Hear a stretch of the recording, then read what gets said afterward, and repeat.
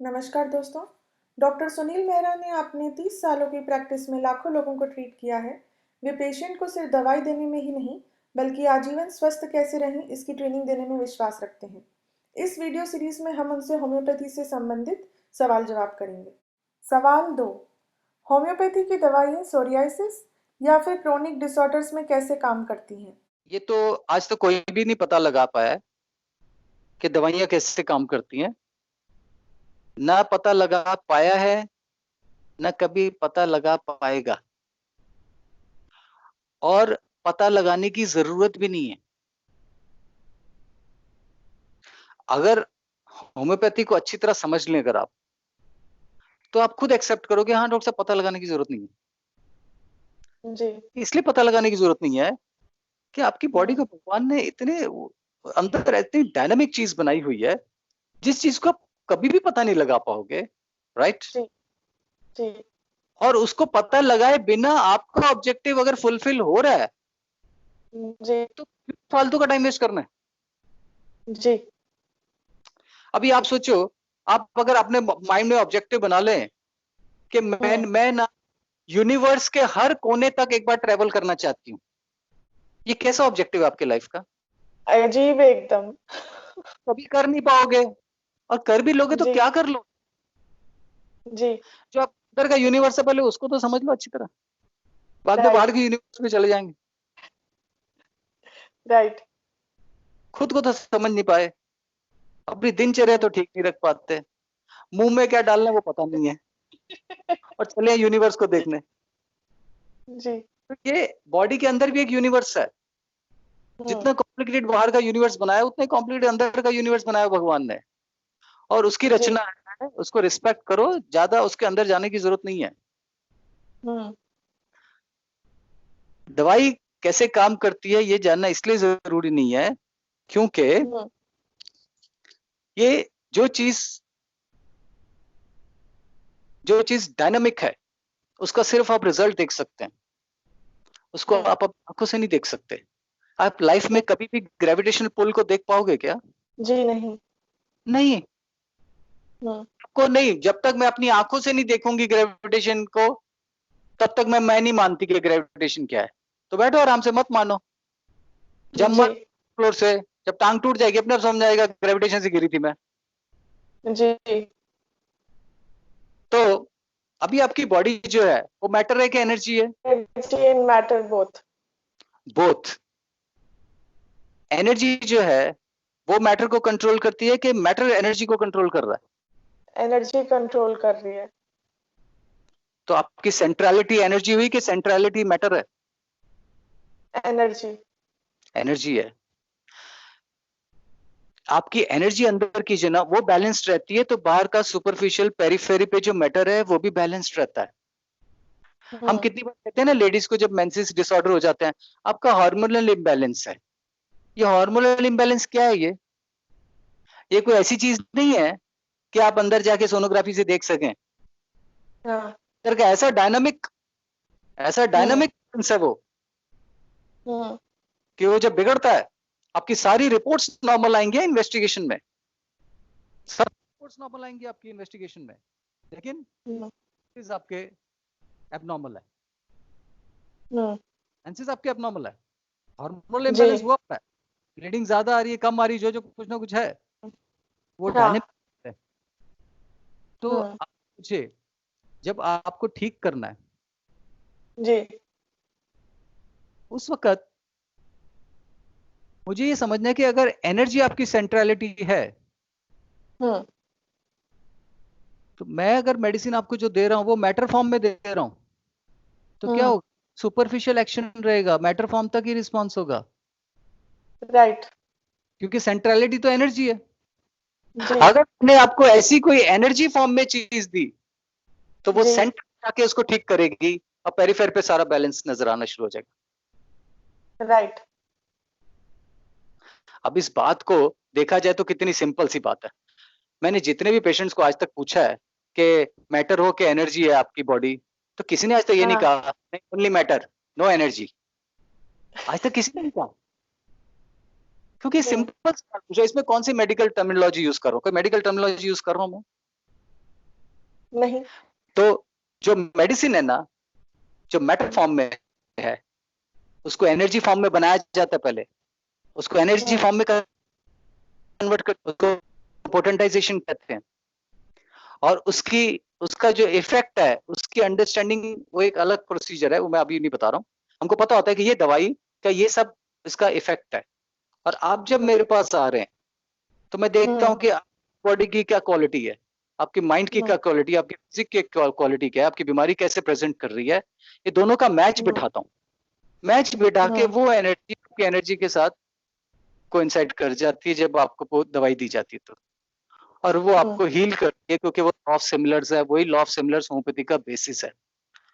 अब इसका दूसरा एग्जांपल देता हूँ कि जब आप एक फोन लेते हैं और दूसरे फोन पर आपको पिक्चर ट्रांसफर करनी है, तो पहले होती है ना, पेयरिंग करते हो कि नहीं पहले? जी।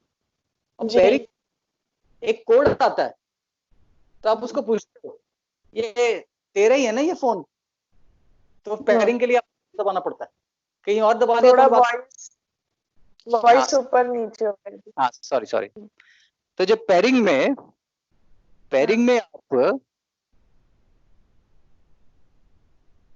पेयरिंग करने के टाइम एक उसका एक कोड होता है या पासवर्ड होता है, पासवर्ड आपको डालना पड़ता है, तब जाके पेयरिंग होती है।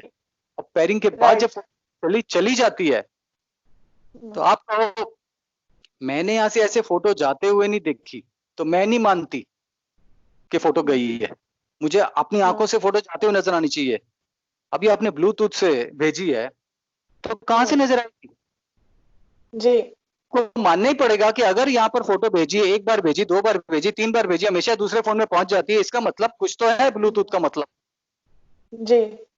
ठीक उसी तरह आप इस जिद पे नहीं बैठ सकते और होम्योपैथी को स्यूडो साइंस नहीं कह सकते जस्ट बिकॉज कि आप दवाई के अंदर मैटर फॉर्म में मेडिसिन को नहीं देख पा रहे और आपको ये नहीं पता कि मेडिसिन एक्ट कैसे कर रही है।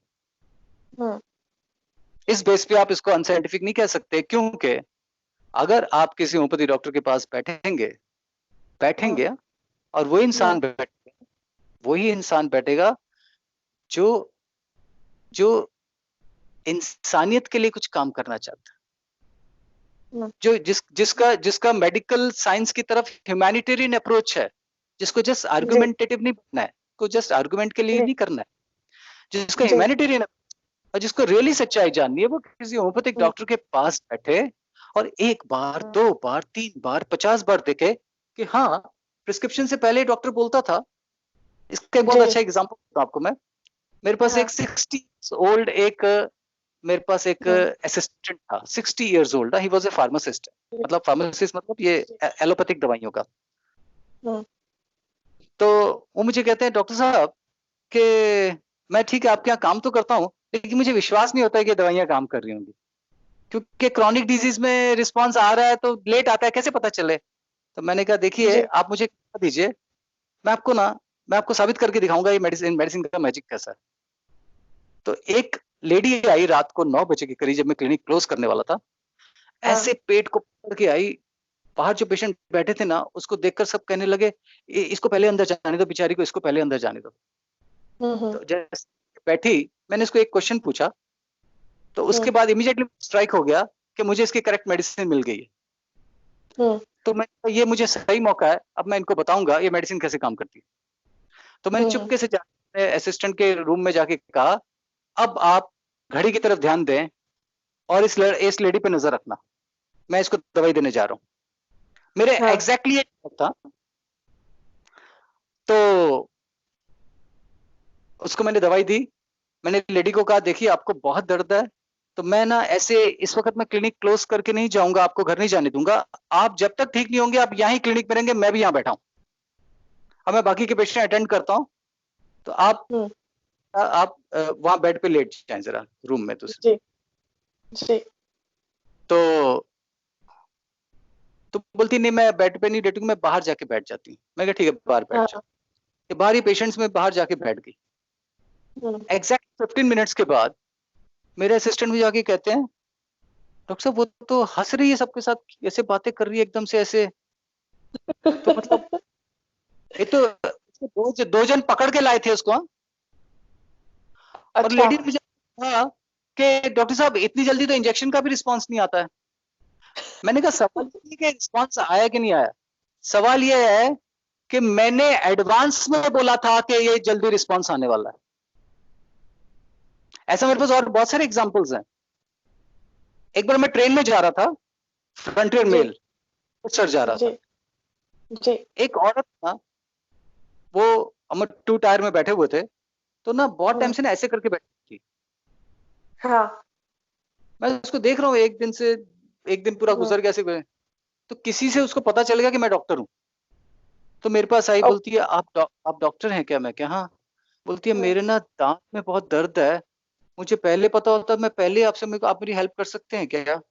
तो हाँ मैंने कहा ठीक है। मैंने पूछा उसको, मैंने कहा आपको ऐसे एक दो सिम्टम्स मैंने लिए, तो लकीली वो मेडिसिन मेरे पास थी, मैं हमेशा मेडिसिन लेके चलता हूँ अपने साथ। तो मैंने जैसे उसको मेडिसिन दी, एक डोज दिया, मैंने कहा आप ऐसा कीजिए, मैं खुद आऊंगा आपसे फॉलोअप लेने, आप अपनी सीट पे जाके बैठ जाएं, ठीक है?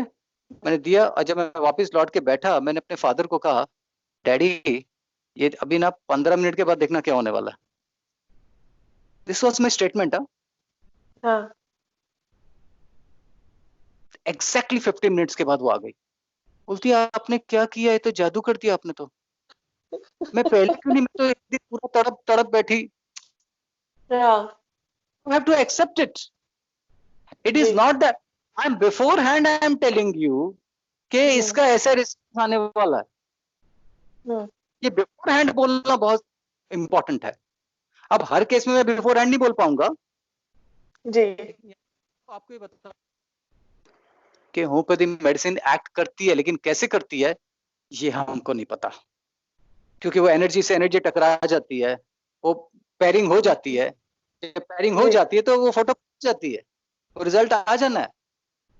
जी This is how it works, because it is at energy level. Your body is energy, and outside it is right matter.